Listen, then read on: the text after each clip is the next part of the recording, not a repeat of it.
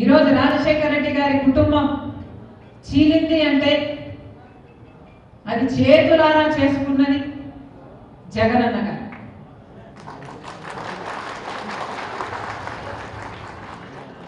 దీనికి సాక్ష్యం దేవుడు, దీనికి సాక్ష్యం నా తల్లి విజయమ్మ రాజశేఖర రెడ్డి గారి భార్య,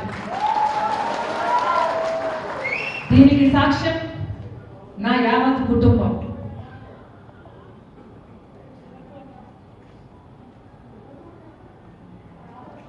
జగన్మోహన్ రెడ్డి గారి పార్టీ ఇబ్బందుల్లో ఉంటే 18 మంది ఎమ్మెల్యేలు ఆ రోజు రాజీనామాలు చేసి జగనన్న వైపు నిలబడితే వాళ్ళను మంత్రులను చేస్తానన్నాడు జగనన్న. ఈరోజు వాళ్ళల్లో ఎంతమంది మంత్రులుగా ఉన్నారు? వాళ్ళు రాజీనామాలు చేస్తే అమ్మా నేను వాళ్ళ కోసం తిరిగాను, వాళ్ళ గెలుపుకు పాటుపడ్డాం, వాళ్ళను గెలిపించాను. ఆ తర్వాత వైసీపీ పార్టీ ఇబ్బందుల్లో ఉంది అని నన్ను పాదయాత్ర చేయమంటే నా ఇంటిని వాటిని అన్ని పక్కన పెట్టి నా బిడ్డలు సైతం కాదనుకొని ఎండనగా వాననగా వేల కిలోమీటర్లు నెలల తరబడి రోడ్ల మీదనే పడుకుని 3200 కిలోమీటర్లు పాదయాత్ర చేసింది రాజశేఖర రెడ్డి.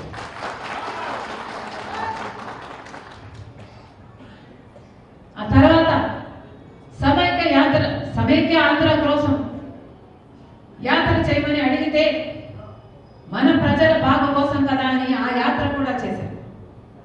తెలంగాణలో ఓదార్పు యాత్ర రాజశేఖర రెడ్డి గారు చనిపోయిన కుటుంబాలను పరామర్శించడం అది కూడా చేశారు.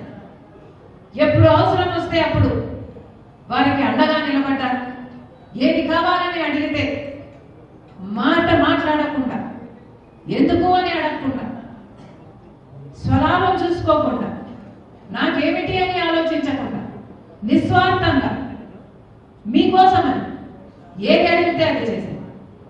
ఆఖరికి మొన్న ఎన్నికలు బాయ్ బాయ్ బాబు అనే క్యాంపెయిన్, అసలు ఇది దేశంలోనే మోస్ట్ సక్సెస్ఫుల్ క్యాంపెయిన్ ఆ ఎలక్షన్. మీ గెలుపు కోసం ఊరూరు తిరిగారు, క్యాంపెయిన్ చేసి గెలిపించారు. జగన్మోహన్ రెడ్డి గారు ముఖ్యమంత్రి అయ్యారు.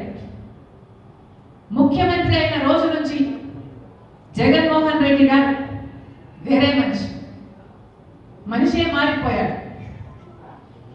అయినా సరే నాకు వ్యక్తిగతంగా అన్యాయం చేసినా కూడా పర్వాలేదు,